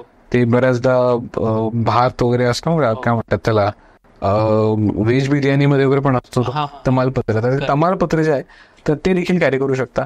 ते जर तुम्ही समजा कुठे राहणार असाल तर तिथे तुम्ही काचेच्या किंवा मातीचं काही प्लेट असेल किंवा पणती पण चालेल, पणतीमध्ये ते तुम्ही प्रज्वलित करू शकता जेणेकरून तेवढं ते ऍटमो तिकडचं क्लिअर होतं आपली. तर ते पण चांगलं. कुंकू मार्जनचं कुंकू फार चांगलं. कायम कुठे निघण्यापूर्वी थोडंसं तुम्ही लावलं, ओलं करून लावलं तर अजून चांगलं, पण कोरडंही लावू शकता, ते चांगलं. अजून विभूती, यज्ञाची विभूती बरोबर आणली असेल, थोडीफार तुम्ही कॅरी केली असेल तर ती देखील तुम्ही कुठे राहणार असाल तर तिथे जाण्यापूर्वी तुम्ही जिथे कुठे नवीन ठिकाणं असतात तर थोडेसे चिमूटभर घ्यायची आणि तुम्ही फुंकली सगळीकडे 4 कोपऱ्यांमध्ये वगैरे तरी खूप चांगलं. विभूतीमध्येही प्रचंड व्हायब्रेशन्स असतात त्यामुळे ते एनर्जी तिकडची क्लिअर करतात, ते त्याचा फायदा होतो. मी हे आयडियली काही लोकांना कधी सांगितलं जेव्हा कॉर्पोरेट वर्ल्ड मधले काही लोक आहेत की ज्यांचं म्हणणं होतं की आम्हाला येताना दररोज नवीन गाड्या येतात आणि आम्हाला निघताना खूप उत्साह असतो आणि नंतर काय होतं की ऑफिसला पोहोचेपर्यंतच आणि मग आम्हाला म्हणजे काय होतं काय कळत नाही, म्हणजे एकदम लो फील होतं. याचं कारण असं की गाड्या तुम्हाला जे येते तर आपल्याला प्रत्येकाला अशी काही स्पेशल येत नाही. जरी याचं म्हटलं तर त्यामध्ये बरेच जण बसून गेलेले असतात. जे कोणी ज्या ज्या गोष्टींना स्पर्श करतात तर ते त्यांचे स्पंदन म्हणजे व्हायब्रेशन्स ठेवून जातात. आता बघा की मोठे मोठे सद्गुरू होऊन गेलेले आहेत. एक तर परमात्मा स्वामी आहेत, सगळे पूर्ण अवतार, श्रीपाद शिवल्लभ नरसिंह सरस्वती, श्री स्वामी समर्थ, या सर्वांच्या पादुका, त्यांचे सर्व अंशावतारी सद्गुरू जे जे आहेत हे सगळे, शंकर महाराज, साईबाबा, गजानन बाबा, या सगळ्यांचे. तर या सगळ्यांचे आपण काही गोष्टी किंवा चिले महाराज यांच्या वापरलेल्या वस्तू, पादुका यांचं मूल हे खूप मोठं आहे. म्हणजे आपण बोलू पण शकत नाही त्याबद्दल, कारण त्यांची स्पंदनं त्यामध्ये आहेत. त्या स्पंदनांमुळेच त्याला महत्व आहे. तर असं हे प्रत्येक गोष्टीला लागू होतं. तर हे स्पंदनं बदलण्यासाठी प्रवासातले देखील कुंकू आणि विभूती आपण कॅरी करू शकतो. आता सांगतो स्टुडंट्ससाठी माझं असं सांगणं आहे की साधना आयडियली तुम्ही कुठली करणार असाल तर तुम्ही गायत्री मंत्र, मला सगळ्यांनाच सांगणं आहे की निदान 24 वेळा म्हणायचा. तर यामध्ये 2 प्रकार आहे. एक म्हणजे किंवा दोन्ही करू शकता. पाणी, जसं मी सांगितलं की स्तोत्र म्हणणार असेल तर पाणी ठेवत जा. तर गायत्री मंत्र जर ऍटलिस्ट 24 वेळा तुम्ही म्हणणार असाल, उच्चारण करणार असाल, तर तुम्ही तुमच्यापुढे पाणी जे ठेवलंय 2 प्रकारचं ठेवू शकता. एक जे पिण्यासाठी आहे आणि दुसरं ज्याने तुम्ही अर्घ्य देणार आहे सूर्याला. तर सूर्याला अर्घ्य देण्यासाठी पण जर तुम्ही ते पाणी 24 वेळा गायत्री मंत्र म्हणून अभिमंत्रित केलं असेल तर त्याचा प्रचंड जास्त उपयोग होतो आपल्याला. आता एक गंमत बघा, आपण जेव्हा सूर्याला अर्घ्य देतो तर तुम्ही जेव्हा जे कोण द्याल त्यांना तर माहिती असेलच, लक्षात येईल. हे अजून क्लिअर करण्यासाठी आपण जेव्हा चेहरा धुतलेला असतो, डोळ्यांना आणि पापण्यांना थोडंसं पाणी असतं, तर त्या पाण्यामुळे होतं काय की जेव्हा प्रकाशाचा कॉन्टॅक्टमध्ये येतो तर असे गोल गोल आपल्याला सप्तरंग दिसायला लागतात. तर हे काय आहे, तर प्रकाश जेव्हा पास होतो पाण्यामधनं तेव्हा हे 7 रंग दिसतात आपल्याला. याच कारणासाठी आपण सूर्याला अर्घ्य देतो. जेव्हा आपण सूर्याला अर्घ्य देतो तेव्हा सूर्याचा प्रकाश आपल्या आरपार जातो आणि तो जाताना त्या आपल्या 7 चक्रांमधले 7 रंग देऊन जातो. तर यासाठी आपण अर्घ्य देतो. हे अर्घ्य देणं अतिशय गरजेचं आहे यासाठीच. तर हे सगळ्याच विद्यार्थ्यांनी देवाचं मला सगळ्यांना सांगणं आहे, त्याचा आपल्याला प्रचंड उपयोग होतो. तर अर्घ्य जर तुम्ही अभिमंत्रित जलाने देणार, खूप चांगलं. दुसरं देवतांमध्ये तुम्ही गणपती आहेच आहे, आपल्या सगळ्यांनाच माहिती लहानपणापासून. गणपती आहे, सरस्वती आहे, हयग्रीव ही एक अतिशय म्हणजे माहितीतली देवत आहे, पण यांची साधना किंवा यांचे मंत्र तेवढे अजून प्रचलित नाही. पण मी सांगू इच्छितो सगळ्यांना, हयग्रीव हे देखील एक गुप्त देवत म्हणू शकतो आपण. यांच्या देखील गुप्त साधना असतात. ज्यांना कोणाला काहीतरी गुप्त ज्ञान किंवा कुठलं तरी अवघड ज्ञान प्राप्त करायचंय, कॉम्पिटिटिव्ह एक्झाम्स आहेत किंवा काहीतरी एक्झाम्स त्या असं क्रॅक करायचे आहेत आपल्याला आणि तिथपर्यंत जाणं होत नाहीये, अवघड कुठला तरी विषय आहे आणि म्हणजे प्रचंड मोठी कॉम्पिटिशन आहे आणि तुम्हाला काहीतरी असं मोठं काहीतरी मिळवायचंय, तर मात्र माझं म्हणणं आहे की हयग्रीव साधना किंवा हयग्रीव यांचं स्तोत्र जे जे असतील ते कुठलंही तुम्ही ऑडिओ नक्कीच श्रवण करू शकता. सगळ्यांनाच माझं सांगणं येते, त्याचा आपल्याला उपयोग होतो. एक मगाशी आपला विषय झाला, पण मी आता सांगायचं विसरलो म्हणून मी आता पटकन सांगतो. नामस्मरण जे आहे ते 4 प्रकारे होतं. 4. एक म्हणजे वैखरी वाणीने, ज्याने मी आता बोलतोय, आणि ही स्थूल रूप वाणी आपण कानाने ऐकू शकतो, याने हे स्तोत्र म्हणतात, मग नामस्मरणही करतात. यामध्ये पण तन्मात्रा साधना नावाची एक साधना आहे, ही स्टुडंट लोकांना आयडियल ठरू शकते. तन्मात्रा म्हणजे काय, तर पंच ज्ञानेंद्रिय, आपले पंच ज्ञानेंद्रिय जेवढे आहेत तेवढे, आणि पंचकर्मेंद्रियाचा हा भाग वेगळा आहे, पण ज्ञानेंद्रियांचा भाग महत्वाचा. तर सगळ्या ज्ञानेंद्रियांचं एकच उद्दिष्ट असणं, त्याला म्हणतात तन्मात्रा साधना. तर यामध्ये कसं आपण साधना कशी म्हणायची याला, तर आपण जे म्हणतोय स्तोत्र किंवा मंत्र, शक्यतो मंत्राला लागू होतं तन्मात्रा साधना. आपण जो मंत्र म्हणतोय तो खूप मोठ्याने म्हणत नाहीये, पण आपल्या कानाला ऐकू येईल एवढ्या आवाजात आपण म्हणतोय. तर पहिला इंद्रिय जीभ, याचा आपण वापर केला. तो मंत्र म्हणत असताना आपण आवाज ऐकतोय. दुसरं इंद्रिय कान, आणि हे म्हणत असताना जर समजा आपण डोळे उघडे ठेवलेत, तर ज्या देवतेचा मंत्र म्हणतोय त्या देवतेची जर मूर्ती किंवा फोटो समक्ष असेल तर एक त्राटक साधनं झाली आपली छोटीशी. तर तिसरं इंद्रिय डोळे, ह्याचं झालं. समजा तुम्ही डोळे मिटून म्हणत असाल तर हे जास्त चांगलं. यामध्ये तुम्ही त्या देवतेचं स्वरूप डोळ्यासमोर आणता. करेक्ट. तिसरं इंद्रिय डोळे, आणि मग चौथं काय, तर चौथं यामध्ये ऑप्शनल आहे. आता यामध्ये जर तुम्ही मुद्रा केल्या असतील, ज्ञान मुद्रा किंवा इतर मुद्रा केली, इथे स्किन आली मुद्रांमध्ये. जर समजा तुम्ही मुद्रा नसेल केली, माळ जप करताय, तरी पण स्किन टच आला. चौथं इंद्रिय स्किन, आणि मग 5वं नाक. तर आता होतं काय, एरवी जे आपण गप्पा मारतो ना, भरपूर काय गप्पा मारत असताना थोडासा दम लागतो. पण नामस्मरण करताना जर आपण छान त्याचा आनंद घेत करतोय, तर आता मी गॅरंटी देतो की कधीच दम नाही लागत. असं बऱ्याचदा होऊ शकतं की आपल्याला खूप तास आपण नामस्मरण करतोय, इच्छा तर खूप आहे पण शरीरच साथ देत नाही, असं पण खूप वेळा होऊ शकतं. तर ते होतं, पण तेवढं नाही करायचं आपल्याला. पण सांगण्याचा हेतू असा की 5ही ज्ञानेंद्रिय एकाच ठिकाणी केंद्रित करतो, तर त्याला म्हणतात तन्मात्रा साधना. तर मी हे स्टुडंट लोकांना इन्सिस्ट करतो, हे त्यांनी करणं खूप चांगलं, खूपच गरजेचं पण आहे. आणि त्या व्यतिरिक्त मी एक योगिक क्रिया, जसं मगाशी मी सांगितलं, एक योगिक क्रिया मात्र मी सगळ्यांना सांगू इच्छितो, सगळ्यांनाच ती आयडियल राहील. त्यामध्ये आपण काय करू शकतो, पाय जे आहेत त्या यामध्ये कसं होतं की उजवा पाय डाव्या पायावर ठेवायचा. जसं आता उजवा पाय डाव्या पायावर ठेवलाय, तर मग उजवा हात डाव्या हातावर ठेवायचा, हात एकमेकांना असे क्रॉस आतमध्ये ओढायचे इथे, आणि एक बोट जर समक्ष असं धरलं आपण आज्ञाचक्राच्या दिशेने तरी चालेल, नाही धरलं तरी हरकत नाही, असं थांबू शकतो. आयडियल असं धरणं खूप चांगलं. आणि पहिल्या बोटामधनं ऊर्जा जी बाहेर पडते, या सगळ्या बोटांमधनं या बोटामधनं ऊर्जा जास्त प्रमाणात बाहेर पडते. म्हणूनच माळ जप करताना बऱ्याचदा तुम्ही पाहिलं असेल, गोमुखामध्ये जप करताना ते आतमध्ये गोमुखात ते माळ असते, आणि जप करताना पहिलं बोट बाहेर काढलेलं असतं, कारण निगेटिव्ह व्हायब्रेशन त्रास देऊ नये आपल्याला म्हणून. तर हे पहिलं बोट बाहेर असतं जप करताना. तर हे आपण असं धरलं तर इथून एनर्जी जी येते ती नाकामधनं जाऊन आज्ञाचक्रातनं परत नाक, परत बोट, असं बोट नाक आज्ञाचक्र, एक एनर्जी अशी फ्लो होती असं आपण इमॅजिन करू शकतो. असं धरायची आणि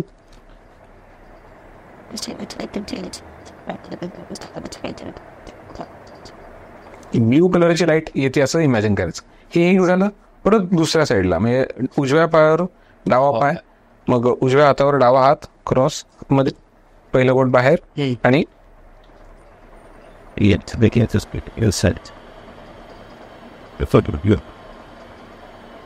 अशा आपण इमॅजिन करू शकतो. हे इमॅजिनेशनचा भाग तर आहेच, पण बऱ्याच जणांना मी पाहिलंय की जेव्हा हे ते करतात तर त्यामध्ये त्यांना जाणवतं की त्यांचं असं केंद्र झालं, त्यांच्या बऱ्याच गोष्टी क्लिअर होत चालल्यात.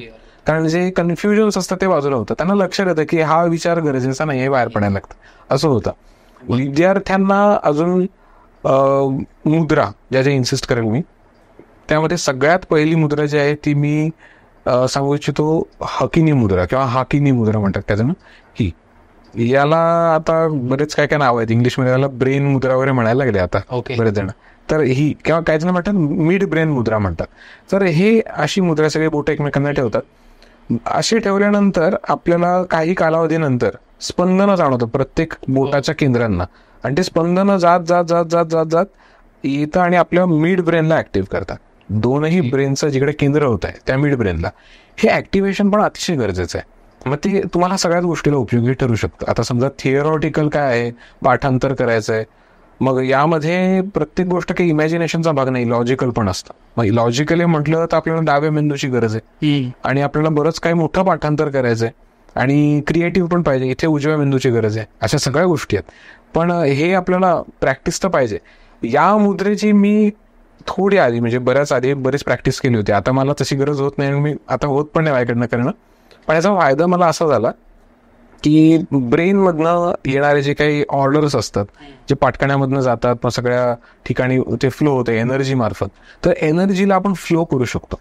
याचा फायदा मला असा झाला की तुम्ही ऐकलं असेल बघा की हे बोह्या उडवणं वगैरे ते असतं, हे कधी जमतं जेव्हा तुमच्या ब्रेनचं फंक्शनिंग फास्ट आहे. कान हलवले आले पाहिजेत. तुमचा जर अजून जर समजा तुम्ही एक्सपर्टीज यामध्ये झाला, ह्या मुद्रा जर सिद्ध झाल्या, तुम्हाला एक एक कान पण हलवता येतो. आता माझा उजवा कान हा डावा, ओके, तुम्हाला एक एक कान पण हलवता आला पाहिजे. हे तुम्हाला हकिनी मुद्रेने जमणार. तर तुमच्या ब्रेन मधले सेंटर्स आपले ओपन होतात. ही एक मुद्रा आहे. भैरव मुद्रा पण मी बऱ्याच जणांना इन्सिस्ट करतो. भैरव मुद्रेनेही उपयोग झालेला आहे बऱ्याच जणांना. पुषाण मुद्रा नावाची एक मुद्रा आहे. तर ह्याचा फायदा असा होतो की ज्याने आपण जे काही खाल्लेलं आहे त्याचं चांगलं पाचन होणे. पुषाण म्हणजे पोषण, खऱ्याचा अर्थ होतो. तर ही पुषाण मुद्रा देखील आपण ही करू शकतो. अशी ही पुषाण मुद्रा आहे, याचा उपयोग होतो. विद्यार्थ्यांनाही त्याचा भरपूर उपयोग होऊ शकतो. कारण होतं काय की जसं जसं परीक्षेचा कालावधी जवळ येतो, यांना ऍसिडिटी होते किंवा यांना आजारपण सुरू होतात. तर आपण बाकी सगळ्या गोष्टींचा विचार करतो, पण इंटेस्टाईनचा विचार नाही करत किंवा स्टमकचा. तर पुषाण मुद्रेचा बऱ्याच जणांना उपयोग होऊ शकतो. याचा तुम्ही नक्की अनुभव घ्या, बऱ्याच जणांना सांगणे हे तुम्ही करू शकता. भैरव मुद्रा आहे, हकिनी मुद्रा झाली. मकर मुद्रा नावाची एक मुद्रा आहे, ज्यामध्ये मेंदू मधले काही केंद्र आहेत त्यांना आपण ऍक्टिव्ह करू शकतो. तर विद्यार्थ्यांनी कुठलाही मंत्र जप करत असताना जरी ही मुद्रा केली तरी चांगली. इतरही बाकी मंत्र म्हणताना इतरही बाकी मुद्रा तुम्ही म्हणू शकता. मकर मुद्रा, डावा हात, डाव्या हाताची ही अनामिका बोट आणि अंगठा. तर हे पहिला म्हणतात पृथ्वी मुद्रा. पृथ्वी मुद्रा लावून करंगळी आणि अनामिकेच्या मध्ये उजवा हात असा ठेवायचा, बोट अंगठा घालून, आणि असं बसायचं. याला म्हणतात मकर मुद्रा. याचा बराच उपयोग होतो आपल्याला. याचा बऱ्याच प्रमाणात लोकांना वाचन करण्यापूर्वीच थोड्या वेळा समजा तुम्ही 3 ते 4 मिनिट असं बसलाय आणि त्यानंतर तुम्ही वाचन करताय, याचा खूप जणांना उपयोग झालेला आहे. ही दुसऱ्या साईडने पण करता येतं, इथूनही करता येतं, आपण या साईडनेही करता येते. मकर मुद्रा दोन्ही साईडने करणं आयडियल ठरू शकते. नुकुल मुद्रा नावाची एक मुद्रा आहे, ज्याला समान मुद्रा पण म्हणतात. पंचप्राण आपल्या शरीरामध्ये आहेत, प्राण, अपान, व्यान, उदान आणि समान. तर यामध्ये समान वायू जो आहे तो आहे आपल्या मणिपूर चक्रामध्ये, नायट्रोजन म्हणतो आपण त्याला. तर मागे एका पॉडकास्टमध्ये मी सांगितलं होतं की आपल्याला ताप आला असेल तर आपण थर्मामीटर जिभेलाही लावू शकतो आणि काखेतही ठेवू, पण आपलं टेम्परेचर एकच येणार. तर हे समान वायूमुळे. तर या समान वायूला पण आपण ऍक्टिव्ह करू शकतो. त्याला म्हणतात नुकुल मुद्रा किंवा समान मुद्रा. याचाही बऱ्याच जणांना उपयोग होतो. विद्यार्थ्यांना मी आयडियली सांगतो, हे रात्री झोपण्यापूर्वी म्हणजे तुम्ही ही मुद्रा जर समजा तुम्ही आडवे होऊन झोप लागेपर्यंत जरी मुद्रा केली तरी बास आहे. शक्यतो ही 5 मिनिट करणं बास आहे. 5 मिनिटापेक्षा जास्त करायची गरज नाही, कारण बोटं दुखतात नंतर. पण 5 मिनिट जरी झाली तरी बास आहे, सफिशियंट आहे. आणि याचा उपयोग असा, सगळ्यात पहिला असा उपयोग याचा की वात, पित्त आणि कफ हे त्रिदोष जे आहेत हे समान होतात याने. याचा सगळ्यांनाच उपयोग आहे, विद्यार्थीच नाही इतरांनाही याचा उपयोग आहे. स्तोत्र, मी 2 स्तोत्र विद्यार्थ्यांना इन्सिस्ट करेन. एक म्हणजे दत्त चित्त स्थिरीकरण स्तोत्र. परमपूज्य वासुदेवानंद सरस्वती टेंबे स्वामींनी हे रचलेलं स्तोत्र आहे. अतिशय सुंदर स्तोत्र आहे, एकदम छोटंसं स्तोत्र आहे. आयडियली कोणीही म्हणू शकता, तुम्हाला योग्य वाटलं. तुम्हाला जर असं वाटलं मनात प्रचंड असंख्य विचार आहेत आणि खूप चंचल आहे मन आणि ते एकदम केंद्रित होत नाहीये, मी माझा अनुभव सांगतो की मी जेव्हा कॉलेजमध्ये होतो आणि त्या काळात मला या स्तोत्राबद्दल नव्यानेच कळलं होतं, तर मी म्हटलं बघू तर आपण म्हणून बघू. आणि असंच मी एक्सपेरिमेंट म्हणून एकदाच म्हटलं आणि मला अतिशय शांत वाटत होतं, रिलॅक्स्ड वाटत होतं फिलिंग. तर माझा तो पर्सनल अनुभव आहे, मी सगळ्यांना शेअर करतो. दत्त चित्त स्थिरीकरण स्तोत्र हे म्हणूही शकता, ऐकूही शकता. जास्तीत जास्त आवर्तन करणं पण चांगलं. आणि प्रज्ञा विवर्धन स्तोत्र, हे 2 स्तोत्र अतिशय उत्तम आहेत सगळ्या विद्यार्थ्यांसाठी. तर अशा प्रकारे मी साधनांमध्ये सांगितलं काय काय करू शकता. ज्यांना ज्यांना योग्य वाटेल ते करू शकता. पुढे जाताना मला हे विचारावं वाटेल की खूप लोकांनी आपल्याला हा प्रश्न विचारलाय की आम्ही श्री स्वामी समर्थांचे भक्त आहोत आणि पण आम्हाला हे कळत नाही की स्वामी समर्थांची उपासना म्हणा किंवा भक्ती म्हणा कशी करावी. तर याविषयी एकदम अगदी थोडक्यात तुम्ही सांगू शकता. स्वामींची उपासना यामध्ये आता काय की पहिली गोष्ट, स्वामी हे पूर्ण अवतार दत्तात्रय स्वतः आणि शिवाय अर्धनारीश्वर स्वरूप अनघा लक्ष्मी समवेत दत्तात्रय स्वतः. तर त्यामुळे यांची उपासना जी आहे किंवा भक्ती ही सगुण, निर्गुण आणि निर्गुणातीत मंगल स्वरूप या तीनही स्वरूपांमध्ये होते. तर सगुण अवस्थेमध्ये तर त्यांचं आपण मूर्तीचं आपण पूजन करू शकतो, अभिषेक करू शकतो, आरती वगैरे हे सगळं पंचोपचार षोडशोपचार करू शकतो. आणि निर्गुण अवस्थेमध्ये काय करू शकतो तर ध्यान, मौन आणि नामस्मरण हे सगुणही आहे आणि निर्गुणही आहे, दोन्ही आहे. तर त्यामुळे ध्यान, मौन, नाम ही निर्गुण साधनेमधला भाग झाला. हे तुम्ही नक्कीच करू शकता. त्या व्यतिरिक्त काय करू शकता, सिंपल वेने जायचं असेल तर इथेही मी माझे पर्सनल अनुभव सांगतो परत. माझी आई मिलिंद माधव एक म्हणजे एक भक्ती रचना करायचे, ते म्हणजे त्यामध्ये स्तोत्र वगैरे म्हणतो आपण, ते रचना करायचे. तर मिलिंद माधव यांचे स्वामी, मिलिंद माधव यांनी रचलेली स्वामींची एक पोथी होती, ती त्याचं म्हणजे पाठ करायची आणि म्हणजे म्हणायची, आणि ते माझ्या कानावर पडलं. मलाही ते अतिशय आवडते. तर माझं फेवरेट कुठली पोथी म्हटलं तर माझी ती एक आहे, माझं असं म्हणणं आहे. फार छान वाटतं मला ते ऐकताना, म्हणायलाही छान वाटतं. तर ते तुम्ही म्हणू शकता मिलिंद माधवकृत. बाकी वेगवेगळे ग्रंथ देखील आहेत, म्हणजे स्वामींचं सारामृत नावाचे ग्रंथ आहे. अजून गुरु लीलामृत नावाचे 2 प्रकार आहेत. एक आहे स्वामींचे शिष्य आनंद भारती यांनी रचलेलं, आणि एक आहे स्वामींचे दुसरे अजून एक शिष्य वामन बुवा वामोरेकर, तर त्यांनी रचलेलं. असे 2 गुरु लीलामृत आहेत. त्यांचं तुम्ही पाठ, पारायण किंवा पठणही करू शकता. त्याने आपल्याला उपयोग होतो.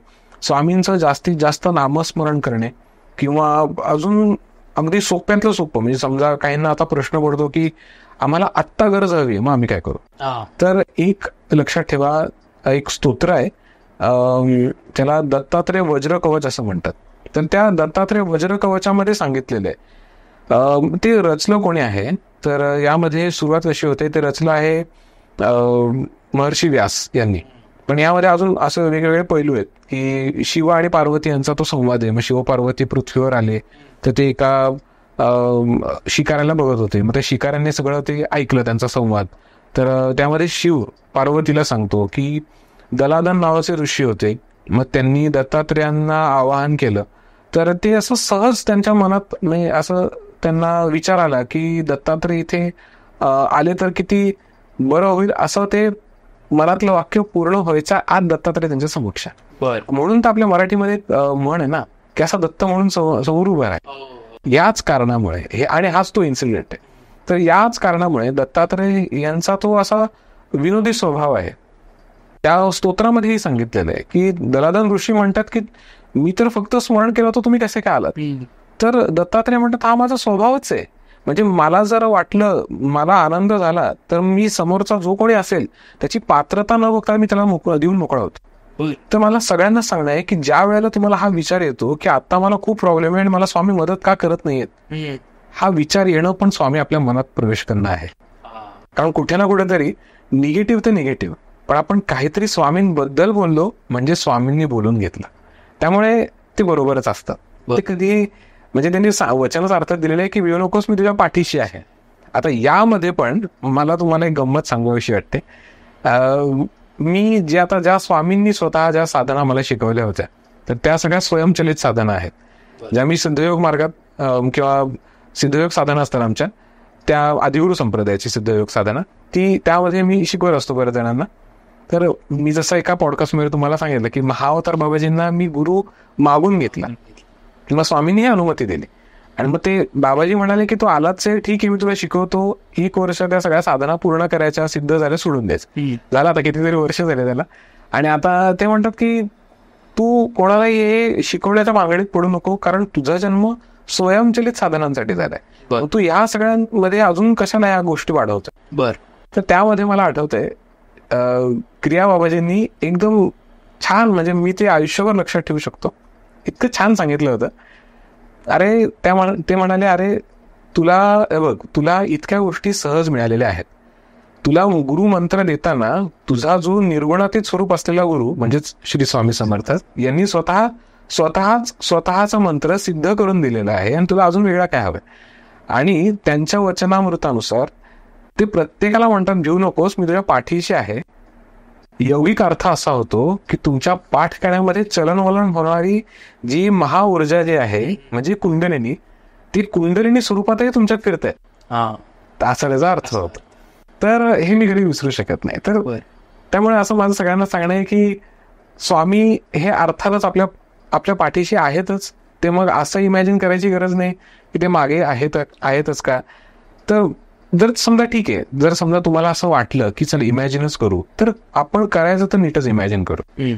स्वामींची भक्ती करताना आपण जे काय करतोय, षोडशोपचार पंचोपचार करतोय, भक्ती करतोय, स्तोत्र म्हणतोय, नामस्मरण करतोय, तर आपण कामं करत असताना आपण आता मी एक उदाहरण देतो. ब्रह्मयोगिनी सुमनताईंबरोबरचं एक उदाहरण सांगतो. त्या ब्रह्मयोगिनी आहेत कारण त्या ब्रह्मचारिणी आहेत, त्या ब्रह्मचारी आहेत, आणि इतकं विलक्षण तेज आहे त्यांचं की म्हणजे मी सांगू शकत नाही. पण आमचा जो संवाद होता तो फारच छान, म्हणजे फार गहन पातळीवरती आमचे तासनतास गप्पा होतात. तर त्यामध्ये त्यांनी खूप छान मला उदाहरण सांगितलं. त्या म्हणाल्या की अरे स्वरूपानंद आणि त्यांचा संवाद, म्हणजे स्वामी स्वरूपानंद पावसचे त्यांचा आणि त्यांचा संवाद जो होता, त्यामध्ये त्या म्हणाल्या की तुम्हाला जर एखादा दैवत, लोक म्हणतात, आता जे मला काही जण म्हणतात की आम्हाला स्वप्न पडलं, मला स्वामी असे दिसले वगैरे वगैरे, यामध्ये मी पण आहे. तर त्या म्हणतात, स्वरूपानंदाला त्या सांगत होत्या की अहो मला स्वामी दिसतात, म्हणजे श्री स्वामी समर्थ, त्या देखील स्वामींची भक्ती करायच्या. तर ते दिसतात, पण ते काय म्हणतात, स्वरूपानंदांनी खूप एक मोठं तत्वज्ञान सांगितलं होतं त्यांना. हे सगळ्यांना कळण्यायोग्य आहे असं मला वाटत नाही, अर्थात मलाही ते पूर्ण आकलन झाले का नाही मलाही माहित नाही. स्वरूपानंद म्हणतात की तुम्हाला दैवत दिसतंय, कुठलाही एक देव दिसतो, डोळे मिटल्यानंतर ध्यानात दिसतो, म्हणजे तुमच्या आज्ञाचक्रात तो तुम्हाला दिसतो, आणि नंतर तो गायब होतो. तर नक्की बघायचं आहे काय आपल्याला, असं दैवत आपल्याला काय कामाचं जे आपल्याला कॉन्स्टंट राहत नाही. तर देवताची चूक नाही, दैवताची चूक नाही, आपली चूक आहे. आपण कुठे ना कुठेतरी त्याच्यामध्ये पूर्ण समरस व्हायला अजून तयार नाही झालोय, असा त्याचा अर्थ होतो. तर आपल्याला आपलं दैवत कसं हवं, जे आपल्या अंतरंगात हवंय, पूर्ण अंतरंगात. ब्रह्मयोगिनींनी सांगितलेलं एक खूप छान उदाहरण अजून एक सांगतो की हेच उदाहरण सांगून त्यांनी पुढचं एक चांगलं उदाहरण दिलं. कृष्णाबरोबर राहून, म्हणजे उद्धव होते, अजून बरेच मोठे मोठे असे काही लोक त्यांच्या बरोबर असायचे, जे मागील जन्मात महान ऋषी किंवा महायोगी महासिद्ध पुरुष होते, आणि त्यांना देखील कृष्णाला ओळखता नाही आलं, आणि काहींनी कृष्णाला ओळखलं देखील होतं. ते आता मला व्यक्तिशः आठवत नाही कोण, ब्रह्मयोगिनीने सांगितलेला तो इन्सिडेंट, पण मला एक आठवतंय की ते एक आत्मज्ञानी व्यक्ती होते, ज्यांचे गुरु गार्ग्य मुनी होते, आणि त्यांना म्हणजे आत्मज्ञान झालं होतं, आणि त्यांनी ध्यान अवस्थेमध्ये पूर्ण ब्रह्माचं दर्शनही घेतलं होतं. आणि त्याच अवस्थेमध्ये राहत असताना त्यांना लक्षात आलं की तो पूर्ण ब्रह्माची जी अवस्था आहे ती सगळं रूप धारण करते, आणि कुठलं तरी रूप धारण करते, म्हणून ते बघत राहिले. आणि मग त्यांना लक्षात आलं, अरे आता आपला कृष्ण आहे, असं कसं शक्य झालं. त्यांना लक्षात आलं की तो पूर्ण ब्रह्म परमात्मा आता कृष्ण या रूपाने आपल्या समक्ष आलाय. तरीही त्यांचा अहंकार आड येतो. त्यांचा अहंकार असा आला की परमात्मा आहे, मग माझ्या समक्ष हा का आलाय, म्हणजे नक्कीच काहीतरी खोट आहे, असं ते अहंकाराने समजत होते. तर मग त्यांचा अहंकार दूर करण्यासाठी त्या काळात अर्थातच कृष्ण हे टीन एज क्रॉस करून नुकतंच तरुण वयात गेले होते, आणि त्या काळात जसं ते आधी गोपिकांबरोबर ते सगळे राहायचे गोकुळामध्ये, आणि मग ते मग परत एकदा मग त्यांना त्या महानुभावांना ते परत घेऊन गेले, आणि तिथे गेल्यानंतर सगळ्या गोपिका वगैरे त्यांना बघितलं. त्या महानुभावांना असं वाटलं की अरे ह्या सगळ्या गोपिका वगैरे यांना काय अक्कल आहे, मला किती नॉलेज आहे, मला किती माहिती अध्यात्मातलं. आणि मग त्यांचा तो अहंकार काहीही कुठल्याही अपमानास्पद शब्द न वापरता गोपिकांनी दूर केला. गोपिकांनी असं दूर केला की आम्ही कृष्णाची वाट तर खूप बघत होतो, आणि कृष्ण सदैव आहे हे आम्हाला माहीत आहे, पण आमचं त्याच्यावर इतकं काय म्हणू आपण अनन्यसाधारण प्रेम आहे की कृष्णाने आम्हाला कधी दूर केला असं आम्हाला वाटलंच नाही. आम्हाला तो कायम आमच्या हृदयामध्येच अनुभव घेता आला. तसं नव्हे तर आमचं हृदयच आता कृष्ण झालं. असं एक वर्णन खूप छान ब्रह्मयोगिनींनी मला सांगितलेलं आठवतंय. त्यामुळे मला सगळ्यांना सांगणं आहे की जर तुम्ही स्वामी भक्त आहात, तुमचं कुठलंही दैवत असू दे, कुठल्याही देवतेचं तुम्ही रूप आहात म्हणजे भक्त असाल, तर तुमचं दैवत म्हणजे डायरेक्ट तुमचं हृदय झालं. आता तुमच्या हृदयाच्या आत तुमचं दैवत राहत नाही, तुमचं हृदयच तुमचं दैवत आहे. तर लक्षात ठेवा. आणि हे लक्षात ठेवून, हे स्मरण ठेवून तुम्ही भक्ती करणार असाल, काही कमी पडणार नाही. स्वामींबद्दलचा अजून एक छोटासाच असा अनुभव मला आठवतो. तारक मंत्र. तारक मंत्राची जास्तीत जास्त आवर्तन करणं फार छान. मी दररोजच्या दररोज मला जेवढं शक्य होतं तेवढं तर करतोच. 11 किंवा 21 आवर्तन तरी होतात म्हणजे तारक मंत्राचे. तर यामध्ये तारक मंत्र तर फास्टही म्हणू शकतो आपण, तुम्हाला वाटेल तसं. तर तारक मंत्र नक्की काय आहे, तर स्वामींसाठी किंवा स्वामींना नाहीये. तारक मंत्र हा मनापासून मनासाठीच आहे. ओम निशंक हो निर्भय हो मनारे. आपण मनाशी संवाद साधतो तारक मंत्रामध्ये. कारण परमात्मा स्वामींचं हे काय म्हणू, विश्व चैतन्य, त्यांचं तेज इतकं विलक्षण आणि इतकं भव्य आहे की त्यांच्या केवळ नामस्मरणानेच काम होऊन जात. म्हणजे त्यांच्या काय म्हणू, बस नामही काफी आहे असं झालेलं, बाकी काय लागत नाही त्यांना. तर यामध्ये आपल्याला करायचं काय की परमात्मा स्वामी हे परमात्माच आहेत. तर याबद्दलचा तुझी शंका कुशंका बाजूला ठेव आणि निर्भय होऊन तू केवळ त्यांचं स्मरण करत राहा. हे आपण सुरुवातीपासूनच आपण तारक मंत्रात बोलतो. मग बाकी सगळ्या तारक मंत्रामध्ये महती स्वामींची आहेच. तर मग सगळ्याच स्वामी भक्तांना सांगणं आहे की तारक मंत्र जास्तीत जास्त म्हणत राहा. आणि या व्यतिरिक्तही असे बरेच स्तोत्र आहेत. स्वामी समर्थांचं श्री स्वामी समर्थ अथर्व शीर्ष देखील आहे, हे देखील मला अतिशय आवडतं. श्री स्वामी समर्थ अथर्व शीर्षामध्ये जसं गणपती अथर्व शीर्ष आहेत, त्यामध्ये बऱ्याच गोष्टींचं वर्णन होतं. सेम श्री स्वामी समर्थ अथर्व शीर्ष आहे, यामध्ये देखील उल्लेख आहे की जसं तू माझ्या पूर्वेला आहे, माझ्या पश्चिमेला आहे, तू माझ्या दक्षिणेला आहे, उत्तरेला आहे, माझ्या अधो आहेस किंवा अधो आहेस, ऊर्ध्व आहेस, हे सगळं याचा उल्लेख येतो. हे जेव्हा आपण पठण करतो ना आणि वाचन करतो, आपण आवर्तन करत राहतो, हळूहळू आपल्याला लक्षात येतं की अरे इथे सगळं काय त्यांनी व्यापून आहे आणि मग मी का विचार करतोय असं. म्हणून सुरुवातीला जसं साधनेचा आपला विषय झाला, मी हेच सगळ्यांना सांगितलं की मनाला जास्त सिरियसली घ्यायचं नाही असं. आणि जर घेणारच असू तर आपण हे म्हणत राहू, तारक मंत्र म्हणत राहू. आजकाल बघा एक ट्रेंड आहे, काही वर्षांपासून चालू झालाय, आता हा कधीपासूनचा माहित नाही मला, अफर्मेशन्स, पॉझिटिव्ह अफर्मेशन्स स्वतःला देणे. तर हे काही चुकीचं आहे माझं म्हणणं नाही, हे नक्कीच बरोबर असणारच. म्हणजे तज्ञ लोकांनी सांगितले तर नक्कीच नक्की उपयोगी असेलच. माझ्यासाठी इफेक्टिव्ह अफर्मेशन कुठली असेल तर तारक मंत्र आहे. ओम निशंक हो निर्भय हो मनारे. कारण मी आधीच मनाला स्वतःला सांगतोय की निशंक हो आणि निर्भय हो मनाला सांगतोय. आपण तारक मंत्र स्वामींचा किंवा स्वामींना म्हणत नाही, आपण फक्त मनाला सांगतो की प्रचंड स्वामी बळ पाठीशी आहे आणि ते आहेच, त्याबद्दल काही म्हणजे शंकाच नाही. इथे परत क्रियाबाबाजी बोलले ते परत सिद्ध होते, प्रचंड स्वामी बळ पाठीशी रे म्हणजे कुंडलिनीच्या मार्गामध्ये येते. तर हे सगळं तर आहेच. तर एवढं जरी करत असलो तरीही आपण करतोय भक्ती स्वामींची करतच आहोत. या व्यतिरिक्त श्रीपाद श्रीवल्लभ नृसिंह सरस्वती यांचे देखील काही स्तोत्र किंवा पारायण तुम्ही करणार असाल, श्रीपाद श्रीवल्लभ चरित्रामृत आहे, गुरुचरित्र आहे, याचे देखील आपण स्तोत्र किंवा पारायण करू शकतो. हे देखील याचाही उपयोग होतो. पारायणाबद्दल मला एक सांगणं आहे की आपण जरी नवे असलो पारायणामध्ये, तर आपल्या हातात वेळ आहे आणि 7 दिवसाचं पारायण आपण करतोय, तर तुपाचा दिवा लावणं, कलश स्थापन करणं, या गोष्टी गरजेच्या आहेत असं मला वाटतं. कारण ते असणं खूप चांगलं आणि त्यामध्ये इतकं जास्त ऊर्जा निर्माण होते की जे आता ज्या देवतेचं आपण जेव्हा पठण पारायण करतो, ती देवता तिथे सूक्ष्म देहाने उपस्थित असते आणि याचा अनुभव येतोच, 100% येतो. आणि हे खूप जणांना आलेलं आहे. तर हे अनुभव आपण घ्यावे असं मला सगळ्यांनाच वाटतं. तर ज्या देवतेसाठी करतो त्या देवतेसाठी देखील पाठ, आणि जिथे त्यावरही तुम्ही काही वस्त्र अंथरू शकता ती देखील ठेवा, तेही करू शकता. बऱ्याच जणांना मी हे पाहिले आणि मी स्वतः देखील केले. जर समजा स्त्रियांनी त्या पाटावरती घडी न मोडलेली साडी किंवा पुरुषांनी घडी न मोडलेले कुठले इतर काही वस्त्र असतील तर ते त्यावर ठेवले, त्यावरती आपण थोडंसं हळदी कुंकू पूजन करू शकतो, स्वामींच्या आव्हानासाठी अक्षता प्रोक्षण करू शकतो, ते करू शकतो. 7 दिवस त्यांना ते तिकडं आसन ठेवायचं बसायला आणि दररोजच्या दररोज नैवेद्य दाखवता आला तरी खूपच चांगलं. नाही शक्य झालं तर हरकत नाही.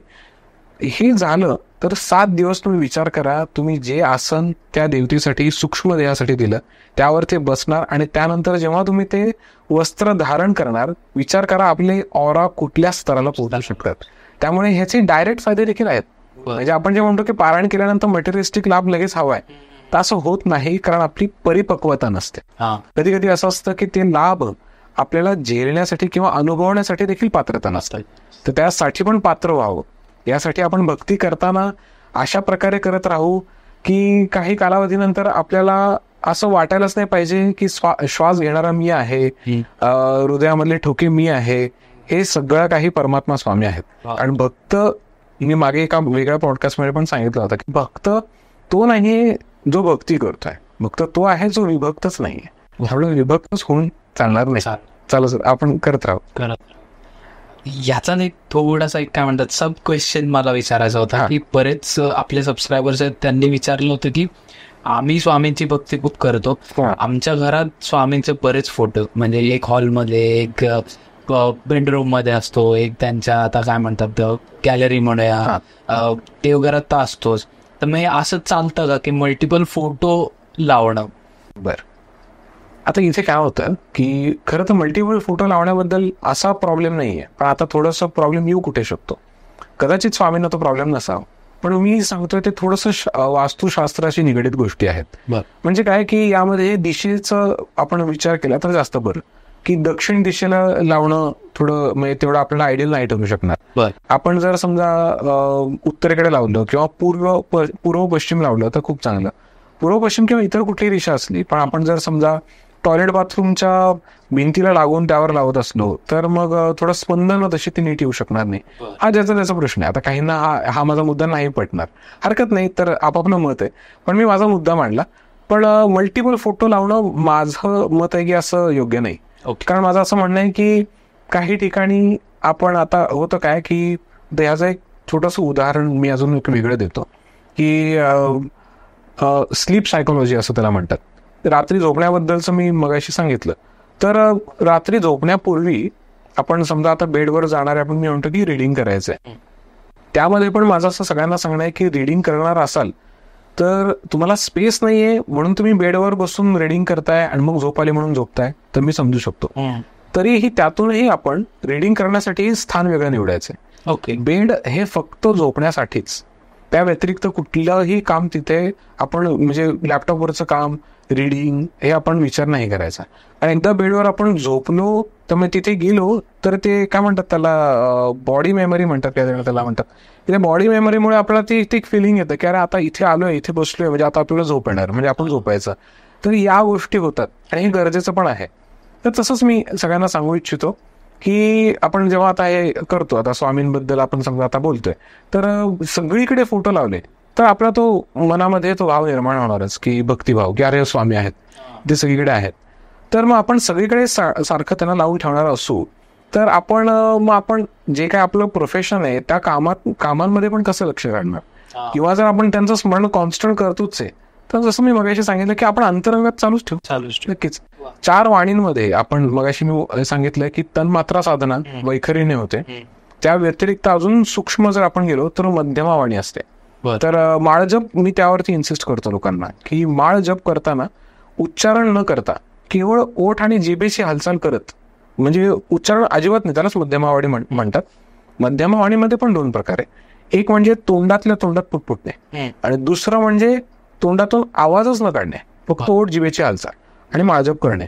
हे खूप चांगलं आहे. सूक्ष्म देहापर्यंत तो जप जातो आपला. आणि त्याहून सूक्ष्म म्हणजे पश्चंती वाणी. पश्चंती वाणी म्हणजे मनातल्या मनात जप करणे, हे देखील चांगलं. पण बीज मंत्र बऱ्याचदा पश्चंती वाणीमध्ये उच्चारण नाही करतात, म्हणून मग मी इन्सिस्ट करतो की मध्यवाणीमध्ये करावं. आणि त्याहून सूक्ष्म आहे परावाणी, ज्यामध्ये एकच साधना होते, ती म्हणजे सोहम साधना. सोहम साधना म्हणजे तो मी आहे. तर ही जी साधना आहे ही जर आपल्याला सदेह सद्गुरू प्राप्त झाला, जो मी मगाशी सांगितलं गुरु परंपरेनुसार आलेला आहे, आणि त्या गुरुकडनं जर आपल्याला त्या साधनेची दीक्षा मिळाली तर मात्र ही साधना अतिशय विलक्षण अनुभव आपल्याला प्रदान करते. तर अशा 4 प्रकारे आपल्याकडनं जप होत असतो. तर ते खूपच चांगलं. तुम्ही मगाशी विचारल्याप्रमाणे मी उत्तर तर दिली. प्रत्येकाचे वेगवेगळे अनुभव असावे, तर तसं मी तुम्हाला देखील मला काय विचारायचं आहे की म्हणजे तुम्ही श्रीपाद श्रीवल्लभ चरित्रामृतचं जेव्हा पारायण किंवा पठण वगैरे काय केलं तर तुमचा काय असा अनुभव आहे का त्या बाबतीत काय? खरं तर तसे बरेच अनुभव आहेत.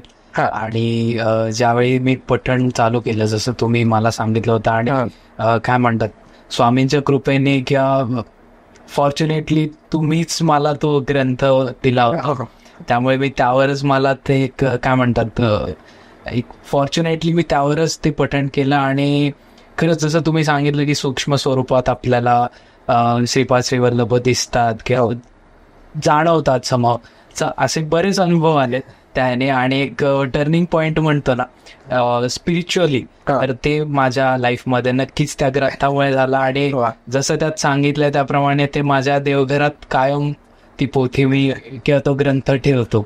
तर त्यामुळे खूप छान त्या थ्रू अनुभव मिळाले.